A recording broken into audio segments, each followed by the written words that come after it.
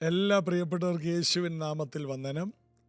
ഞാൻ നേരത്തെ അറിയിച്ചതുപോലെ നിങ്ങളെല്ലാം പ്രാർത്ഥനയുടെ ഫലമായിട്ട് കാനഡയിൽ ടൊറോണ്ടോയിൽ എത്തിച്ചേർന്നു. നാളെ മുതലാണ് നമ്മുടെ ഇവിടുത്തെ സ്പെഷ്യൽ മീറ്റിംഗ് ആരംഭിക്കുന്നത്. അതിൻ്റെ പരസ്യങ്ങളും കാര്യങ്ങളും ഈ പ്രോഗ്രാമിൽ തന്നെ നിങ്ങൾക്ക് കാണാൻ കഴിയും. കാനഡയിലുള്ള ജീസസ് എവരിഡേ കേൾക്കുന്ന പ്രൈസ് ജനറേഷനുമായിട്ട് ബന്ധമുള്ള എല്ലാ പ്രിയപ്പെട്ടവർക്കും എന്നെ വ്യക്തിപരമായിട്ട് ഒന്ന് വിളിക്കാനും കാണാനും ഒക്കെ അവസരമുണ്ട്. കർത്താവ് നിങ്ങളെ അനുഗ്രഹിക്കട്ടെ. ഈ കാനഡയിലുള്ള മീറ്റിങ്ങിനെ ഓർത്ത് എല്ലാവരും പ്രത്യേകം പ്രാർത്ഥിക്കണം. ഇന്ന് കർത്താവിൽ നമുക്ക് കൂടുതൽ ബലപ്പെടാം, കർത്താവിൽ ആശ്രയിക്കാം. സുവിശേഷത്തിനു വേണ്ടി ഭൂമിയുടെ അറ്റത്തോളം നിങ്ങൾ എൻ്റെ സാക്ഷികളാകുമെന്ന് കർത്താവ് അന്ന് പറഞ്ഞ ആ വാക്കിൻ്റെ നിവൃത്തിയാണ് ഞങ്ങൾക്കൊക്കെ ഇതുപോലെ യാത്ര ചെയ്യാൻ ദൈവം അവസരം തരുന്നത്, നല്ല ബന്ധങ്ങൾ തരുന്നത്. എല്ലാറ്റിലും കർത്താവിൻ്റെ നാമം മഹിമപ്പെടട്ടെ. ഞാനിങ്ങനെ ഒരു പോസ്റ്റർ കണ്ടു, judge me when you are perfect. നമ്മുടെ വീടുകളിൽ വെക്കാൻ പറ്റിയ നല്ല ഒരു വാക്കാണ്. അതായത്, നിങ്ങൾ പെർഫെക്റ്റ് ആണെങ്കിൽ എന്നെ വിധിക്കൂ, എന്നെ വിമർശിക്കൂ, എന്നെക്കുറിച്ച് കുറേ കാര്യങ്ങളൊക്കെ പറ, നിങ്ങൾ പെർഫെക്റ്റ് ആണെങ്കിൽ. അപ്പോൾ ഒരാളെക്കുറിച്ച് നമുക്കൊന്നും പറയാനായിട്ട് യാതൊരു അവകാശവുമില്ല. നമ്മുടെ രാജ്യത്താണ് ഇതുപോലെ ഒരാളെ അധിക്ഷേപിക്കാനും മോശമായി പറയാനും കൂടുതൽ സ്വാതന്ത്ര്യമുള്ളത്.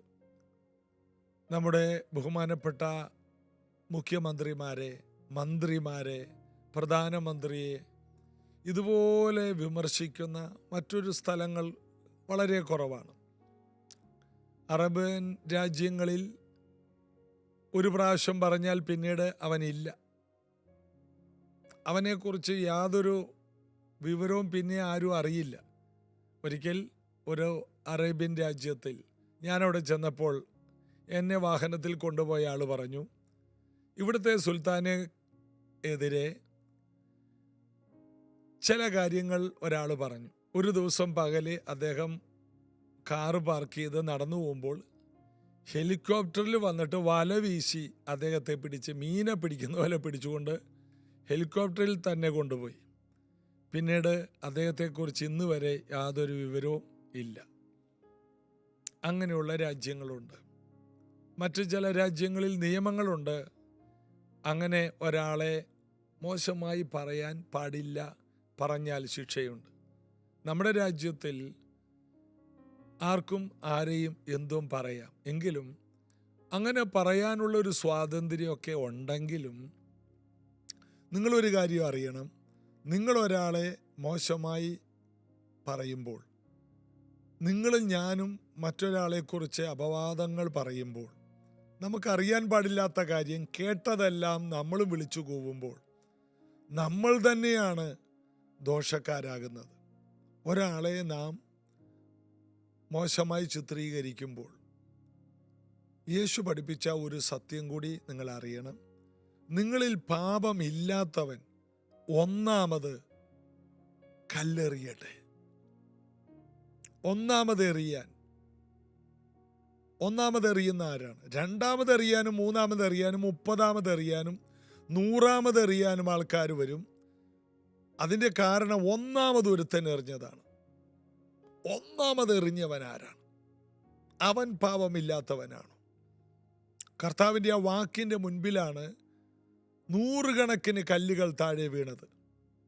ഒരു പെൺകുട്ടിയെ കല്ലെറിയാൻ കൊണ്ടുവന്നതാണ്. നിങ്ങളിൽ പാപമില്ലാത്തവൻ ഒന്നാമതെറിയട്ടെ. പാപമില്ലാത്തവൻ എറിയട്ടെ എന്നല്ല യേശു പറഞ്ഞ വാക്ക്, ഒന്നാമതെറിയട്ടെ. നിങ്ങൾ പെർഫെക്റ്റ് ആണെങ്കിൽ മറ്റുള്ളവരെ നിങ്ങൾക്ക് വിമർശിക്കാം.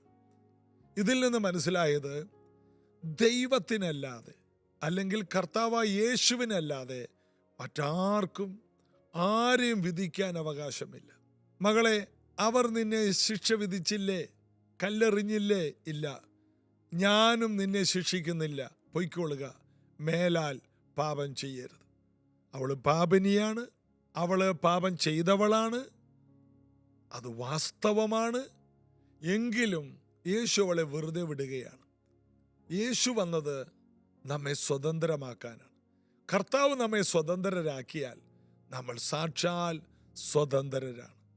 മോളെ പൊയ്ക്കോ, മേലാൽ പാപം ചെയ്യരുത്. ഇന്ന് കർത്താവ് വിടുവിച്ച ഓരോ വ്യക്തികളോടും കർത്താവിന് ഒന്നുകൂടി പറയാനുള്ളത്, ഞാൻ നിനക്കൊരു വിടുതൽ തന്നു, അത് തുടരുക. മേലിൽ നീ പാപം ചെയ്ത് വീണ്ടും ഈ അടിമനുഖത്തിൽ കുടുങ്ങരുത്. പാപമാണ് നിന്നെ ഈ അടിമനുഖത്തിൽ കുടുക്കി മഹാപാപിയാക്കിയത്. എന്നാൽ യേശു പറയുകയാണ്, ഞാൻ നിന്നെ വിടുവിച്ചു, പൊയ്ക്കോ, മേലാൽ പാപം ചെയ്യരുത്. എഴുന്നേറ്റ് 38 വർഷമായിട്ട് നടക്കാത്ത ഒരാൾ, തളർന്നു പോയ മനുഷ്യൻ ബെഥെസ്ദ കുളക്കരയിൽ കിടപ്പുണ്ടായി. അവൻ സൗഖ്യമായ ശേഷം യേശു അവനെ വീണ്ടും കണ്ടപ്പോൾ അധികം ദോഷമായത് സംഭവിപ്പാതിരിപ്പാൻ മേലാൽ പാപം ചെയ്യരുത്. അധികം ദോഷമായത് നമ്മുടെ ജീവിതത്തിൽ വരുന്നത് പാപത്തിൽ നിന്നാണ്. അപ്പോൾ പെർഫെക്റ്റ് ആണോ? അധികം ദോഷമായത് വരില്ലെന്ന്. പെർഫെക്റ്റ് ആണോ? യേശുവിനെ പോലെ ആരെയും വിമർശിക്കില്ല. യേശു എന്തുകൊണ്ടാണ് ആ പാപിനിയായ സ്ത്രീയെ വിമർശിക്കാഞ്ഞത്? എന്നാൽ യേശു വിമർശിച്ചോ? ആവശ്യം പോലെ വെള്ളയടിച്ച കുഴിമാടങ്ങളെ വിമർശിച്ചു, ലീഡർഷിപ്പിനെ വിമർശിച്ചു, സാധാരണ ജനങ്ങളെ വിമർശിച്ചില്ല. അതായത് ജനങ്ങളെ സത്യത്തിൻ്റെ വഴിയിൽ നടത്താൻ ദൈവമാക്കിയവർ ആ വഴിയിൽ നിൽക്കാത്തത് കൊണ്ട് കർത്താവ് വിമർശിച്ചു എന്ന് കരുതി ലീഡർഷിപ്പിനെ വിമർശിക്കാൻ നമുക്ക് പെർമിഷൻ ഒന്നുമില്ല. കർത്താവിന് കഴിയും, പിതാവിന് കഴിയും, പരിശുദ്ധാത്മാവിന് കഴിയും. ദൈവത്തിനല്ലാതെ വിധിക്കാനോ വിമർശിക്കാനോ അനുവാദമില്ല. ഈ സത്യം ഇന്നു മുതൽ പാലിക്കുവാൻ ഓരോ വ്യക്തികൾക്കും കർത്താവ് കൃപ തരട്ടെ. നമ്മൾ റോമാലേഖനത്തിലേക്ക് വരുന്നു. റോമാലേഖനത്തിൻ്റെ 9-ാം അധ്യായത്തിൽ 25-26 വാക്ക്, എൻ്റെ ജനമല്ലാത്തവരെ എൻ്റെ ജനമെന്നും പ്രിയയല്ലാത്തവളെ പ്രിയയെന്നും ഞാൻ വിളിക്കും. ജാതികളെക്കുറിച്ച് പറയണം ഒരു വാക്യം കൂടി. നിങ്ങൾ എൻ്റെ ജനമല്ല എന്ന് അവരോട് പറഞ്ഞ ഇടത്തിൽ അവർ ജീവനുള്ള ദൈവത്തിൻ്റെ മക്കളെന്ന് വിളിക്കപ്പെടുമെന്ന് ഹോശേയ പുസ്തകത്തിലും അരുളി ചെയ്യുന്നുവല്ലോ. ജനമല്ലാത്തവരെ ജനമെന്നും പ്രിയയല്ലാത്തവളെ പ്രിയെന്നും വിളിക്കും. നിങ്ങളെൻ്റെ ജനമല്ല എന്ന് അവരോട് പറഞ്ഞ അതേ സ്ഥലത്ത് അവർ ജീവനുള്ള ദൈവത്തിൻ്റെ മക്കളെന്ന് വിളിക്കപ്പെടും. ജാതികളെക്കുറിച്ച് പറഞ്ഞ വാക്കുകളാണ്. ജാതികൾ രക്ഷിക്കപ്പെട്ടപ്പോൾ യഹൂദന്മാർക്കത് സഹിക്കാൻ കഴിഞ്ഞില്ല. പെന്തക്കോസ്ത് നാളിൽ 3000 പേര് സ്നാനപ്പെട്ടത് യഹൂദന്മാരാണ്. എന്നാൽ കൊർന്നല്യോസിൻ്റെ വീട്ടിൽ ആ ഭവനം മുഴുവൻ സ്നാനപ്പെട്ടപ്പോൾ യഹൂദന്മാരിൽ നിന്ന് വിടുവിക്കപ്പെട്ടവർ വിമർശനങ്ങളുമായിട്ട് വന്നു. വിമർശനങ്ങൾ എല്ലായിടത്തും ഉണ്ടാകും.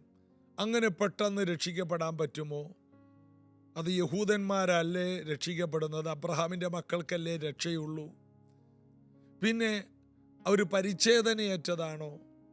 അവരഗ്രചർമ്മികളല്ലേ? ഇങ്ങനെയുള്ള പ്രസ്താവന പറഞ്ഞുകൊണ്ട് വിശ്വാസത്തിൻ്റെ ചുവടുകളെ വിമർശിച്ച യഹൂദ പ്രമാണികളുണ്ട്, യഹൂദയിലെ അഭിഷിക്തരുണ്ട്. അതന്നും ഇന്നും ഒരുപോലെ തുടരുന്നു. കർത്താവ് തന്ന സ്വാതന്ത്ര്യത്തെ ഉറ്റുനോക്കുന്നവർ എന്നാണ് അതിനെക്കുറിച്ച് അപ്പോസ്തലന്മാർ പറഞ്ഞത്. പൗലോസൊക്കെ പറയുന്നത് സ്വാതന്ത്ര്യത്തെ ഉറ്റുനോക്കുന്നു. അങ്ങനെ പെട്ടെന്ന് അങ്ങോട്ട് സ്വാതന്ത്ര്യം കിട്ടുമോ? അതിന് കുറച്ച് നിബന്ധനകളില്ലേ? അതിന് പുറമേ കുറേ കാര്യങ്ങൾ ചെയ്യണ്ടേ? പരിച്ഛേദന എന്ന നിയമമില്ലേ? പിന്നെ യഹൂദൻ്റെ കുറേ വേഷഭൂഷാദികളില്ലേ? അതിൻ്റെ ഒരു പകർപ്പാണ് ഇന്ന് കാണുന്നത്. അതായത് രക്ഷിക്കപ്പെടണമെങ്കിൽ ഇന്ന കാര്യങ്ങളൊക്കെ ചെയ്താലേ ദൈവമക്കളാകൂ. അത് ആഭരണം പാടില്ല, സ്വർണം വലിയ പാപമാണ്, പിന്നെ അതിന് കുറേ നിയമങ്ങളൊക്കെ ഉണ്ട്. ചിലപ്പോൾ ചില പ്രിയപ്പെട്ടവരെ എനിക്കറിയാം, പണ്ട് ടാറ്റു കുത്തിയവരുണ്ട്. അവരുടെ ശരീരത്തിൽ നിറയെ അല്ലെങ്കിൽ 1-2 ടാറ്റുവിൻ്റെ പാട് കിടപ്പുണ്ട്. എന്നാൽ അവർ മാനസാന്തരപ്പെട്ടു, സ്നാനപ്പെട്ടു, വിശ്വാസത്തിൽ വന്നു, വിശ്വാസത്തിൽ വന്നു കഴിഞ്ഞപ്പോൾ ഇവരെ ഏതെങ്കിലും ഒരു ചർച്ചയിൽ ചെന്നാൽ പിന്നെ അന്നത്തെ പ്രസംഗം ടാറ്റുവിനെ കുറിച്ചാണ്. പിന്നെ 666 മുദ്ര വരെ എത്തി അന്തിക്രിസ്തുവിൻ്റെ ആൾക്കാരാക്കി മാറ്റും. രക്ഷിക്കപ്പെട്ട് സ്നാനപ്പെട്ട നല്ല ചെറുപ്പക്കാർ അങ്ങനെയുള്ളവരെ പിന്മാറ്റത്തിൽ കൊണ്ടുപോകുന്ന പ്രസംഗങ്ങൾ. അവർ വന്നല്ലോ കേവലം ഒരു മോതിരത്തിൻ്റെ പേരിൽ. കേരളം വിട്ടുകഴിഞ്ഞാൽ കയ്യിൽ മോതിരമില്ലെങ്കിൽ അവിവാഹിതനായി ചിത്രീകരിക്കും. പെൺകുട്ടികളൊക്കെ വിവാഹം കഴിഞ്ഞവർ കേരളം വിട്ടുകഴിഞ്ഞാൽ മോതിരം വേണം. അവർ മോതിരമാണ് നോക്കുന്നത്. നോർത്ത് ഇന്ത്യയിൽ ചെന്നാൽ, വിദേശ രാജ്യങ്ങളിൽ ചെന്നാൽ കല്യാണം കഴിച്ചതാണോ എന്നുള്ളതിൻ്റെ തെളിവ് മോതിരമാണ്. എന്നാൽ അത് ചില സഭകൾ അനുവദിക്കില്ല. അത് രാജ്യത്തിൻ്റെ ഒരു ആവശ്യമാണ്. ആ രാജ്യത്ത് ജീവിക്കണമെങ്കിൽ, ഈ ഭൂമിയിൽ ജീവിക്കണമെങ്കിൽ ഇങ്ങനെയുള്ള ചില കാര്യങ്ങൾ ആവശ്യമല്ലേ? അപ്പോൾ ഇതിനെയെല്ലാം വിമർശിച്ചും എതിർത്തും ദൈവം ജനമാക്കിയവരെ ജനമല്ലെന്ന് പറയും. എൻ്റെ ജനമായവരെ എൻ്റെ ജനമല്ല എന്ന് പറയുന്നവർ. എന്നാൽ കർത്താവ് പറയാണ്, എൻ്റെ ജനമല്ലാത്തവരെ ഞാൻ എൻ്റെ ജനമെന്നും എൻ്റെ മക്കളെന്നും ഒക്കെ ഞാൻ വിളിക്കും. ദൈവം ജനമാണെന്ന് വിളിക്കുന്നവരെ നമ്മളെന്തിനാ വിമർശിക്കുന്നേ? നമ്മളെന്തിനാ അവരുടെ മെക്കിട്ട് കയറുന്നേ? കേരളത്തിൽ ആലപ്പുഴയിൽ DGS ദിനകരൻ എന്ന ദൈവപുരുഷൻ 3 വർഷം SBI ബാങ്കിൽ ജോലി ചെയ്തിരുന്നു. അദ്ദേഹം കുടുംബമായിട്ട് ഇവിടെ വന്ന്, അന്ന് ഞാൻ 98 ആലപ്പുഴയിൽ വന്നാണ്. ആലപ്പുഴയിൽ വന്നപ്പോൾ അന്ന് 80 വയസ്സ് കഴിഞ്ഞ ഒരു അപ്പച്ചൻ എന്നോട് പറഞ്ഞു, DGS ദിനകരൻ ഞങ്ങളുടെ ചർച്ചിലായിരുന്നു. അദ്ദേഹം ബാങ്കിലെ ജോലി കഴിഞ്ഞിട്ട് നേരെ പരസ്യോഗം നടത്തും. 100 കണക്കിന് ജനങ്ങൾ രക്ഷിക്കപ്പെടും. എന്നിട്ട് ആ രക്ഷിക്കപ്പെടുന്നവർ ഈ സഭയിലേക്ക് വരും. സഭയിലേക്ക് വരുമ്പോൾ അവരെ സ്നാനപ്പെടുത്തി ആ ചർച്ച് നിറഞ്ഞു.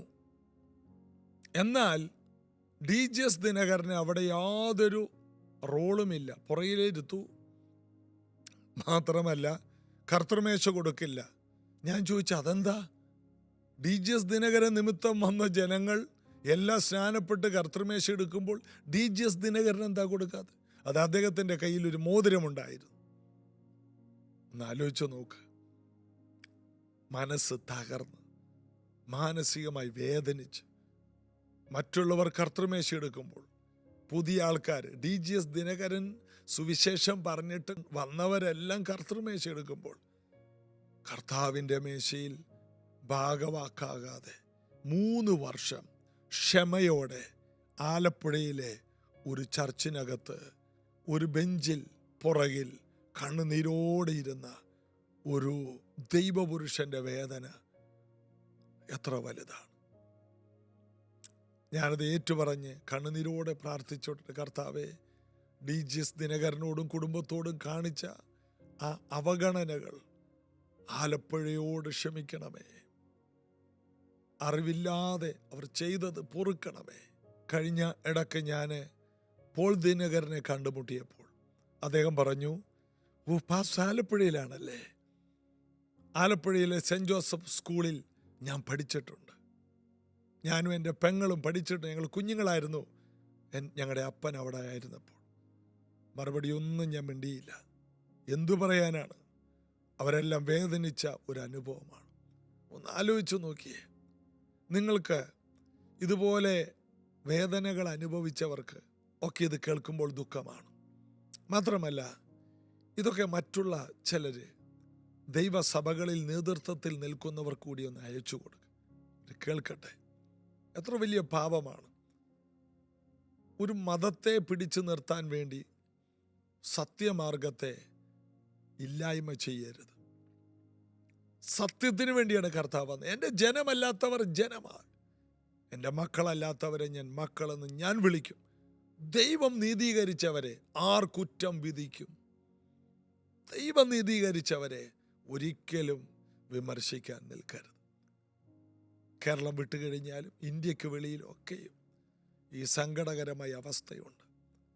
നിങ്ങൾ ഈ അവസ്ഥയിൽ സഭകളെ, ദൈവദാസന്മാരെ ഒരു പാരമ്പര്യത്തിന് വേണ്ടി ഞങ്ങളുടെ പിതാക്കന്മാരിങ്ങനെ ചെയ്തു എന്ന് പറഞ്ഞത് ചെയ്ത് ഒത്തിരി ദൈവദാസന്മാർക്കും ദൈവമക്കൾക്കും കണ്ണുനീരുണ്ടാക്കല്ലേ. പുതിയ ആൾക്കാർ വന്ന് സ്നാനപ്പെടട്ടെ, ജാതികൾ വരട്ടെ, പച്ചകുത്തിയവർ വരട്ടെ, മുടി നീട്ടി വളർത്തിയവർ വരട്ടെ, തലയിൽ റബ്ബർ ബാൻഡ് ഇട്ടവരൊക്കെ വരട്ടെ. നാളെ അവരെല്ലാം അവർക്ക് ഒരു എൻകൗണ്ടർ ഉണ്ടാകുമ്പോൾ അവർ ഇതൊക്കെ ചിലപ്പോൾ മാറ്റാം. നമ്മളതൊരു നിയമമാക്കണ്ട. ഒരുപക്ഷെ നമ്മേക്കാൾ വലിയ ശുശ്രൂഷ ചെയ്യാൻ ദൈവം തിരഞ്ഞെടുത്തവരാണ്. ദൈവം നീതീകരിച്ചവരെ തള്ളിക്കളയല്ലേ. ദൈവരാജ്യം വളരട്ടെ. കർത്താവിൻ്റെ വരവിന് മുമ്പ് എല്ലായിടത്തും എല്ലാവരും ദൈവകൃപയിലേക്ക് വരട്ടെ. സഭകൾ വളരട്ടെ. വേർപാടിൻ്റെ പേര് പറഞ്ഞ് ഇങ്ങനെയുള്ള വലിയ തെറ്റുകൾ നമ്മൾ ചെയ്യരുത്. അനേകർക്ക് നമ്മളൊരു അനുഗ്രഹമാകണം. ദൈവദാസന്മാർ ഈ വക തെറ്റുകൾ ഇനി നമ്മൾ ആവർത്തിക്കരുത്. ദൈവരാജ്യം വളരട്ടെ.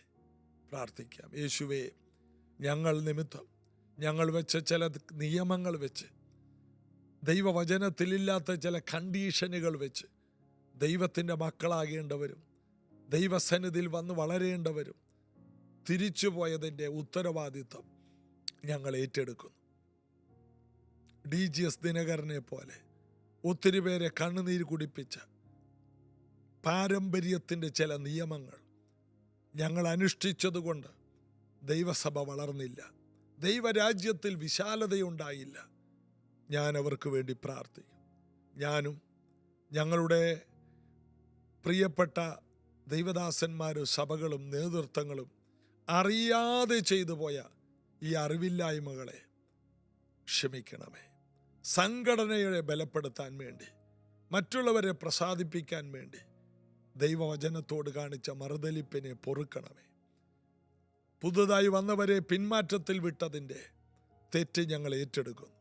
ഞങ്ങളോട് ക്ഷമിക്കണമേ. ഇത് കേൾക്കുന്ന എല്ലാവർക്കും ഇതൊരു വചനവും വെളിപ്പാടുമാക്കി തീർക്കണമേ. യേശുവിൻ നാമത്തിൽ ആമേൻ. കേരള സഭ മടങ്ങി വരട്ടെ. ലോകരാജ്യങ്ങളിൽ വർദ്ധിക്കട്ടെ. മാനസാന്തരപ്പെടുത്തുന്നത് നമ്മളല്ല, ദൈവമാണ്. മാനസാന്തരപ്പെടുന്നത് അവരവരാണ്. നമ്മൾ പെടുത്തണ്ട. നമ്മൾ പറയുന്ന വചനം കേട്ട് അവർ മാനസാന്തരപ്പെടും. ദൈവം അവരെ തൊടും. ദൈവം അവർക്ക് മാറ്റങ്ങൾ കൊണ്ടുവരും. അഥവാ സ്വർണ്ണമൂരണമെങ്കിലും ഓരോ കാര്യങ്ങൾ ചെയ്യണമെങ്കിലും ദൈവം അവർക്ക് അതിനുള്ള വെളിപ്പാടുകൾ കൊടുക്കും. വ്യക്തിപരമായ മാറ്റങ്ങൾ ദൈവം അവർക്ക് കൊടുക്കും. കർത്താവ് അനുഗ്രഹിക്കട്ടെ. ഇന്ന് ചർച്ചിൽ ഉപവാസ പ്രാർത്ഥന 10:30 കടന്നു വരാൻ താല്പര്യമുള്ളവർക്ക് വരാം. അനുഗ്രഹിക്കപ്പെട്ട മീറ്റിങ്ങിൽ നമുക്ക് ഒരുമിച്ച് സഭയായി പങ്കെടുക്കാം. അനുഗ്രഹിക്കപ്പെട്ട ദൈവദാസന്മാർ പ്രൈസ് ജനറേഷനിൽ ശുശ്രൂഷിക്കുന്നുണ്ട്. കാനഡയിലെ മീറ്റിങ്ങിന് ഓർത്ത് പ്രാർത്ഥിക്കണം. നാളെയാണ് ഇവിടുത്തെ സ്പെഷ്യൽ മീറ്റിംഗ്. നാളെയും മറ്റന്നാളും ആയിട്ടൊക്കെ നടക്കുന്നു. നിങ്ങൾ അതിനെ ഓർത്ത് പ്രാർത്ഥിക്കുക. കാനഡയിലുള്ള ഞങ്ങളുടെ പ്രിയപ്പെട്ടവർ ഞങ്ങളുമായി ബന്ധപ്പെടുക. God bless you. എല്ലാറ്റിനും മേലും ഒരേ ഒരു നാമം, എല്ലാം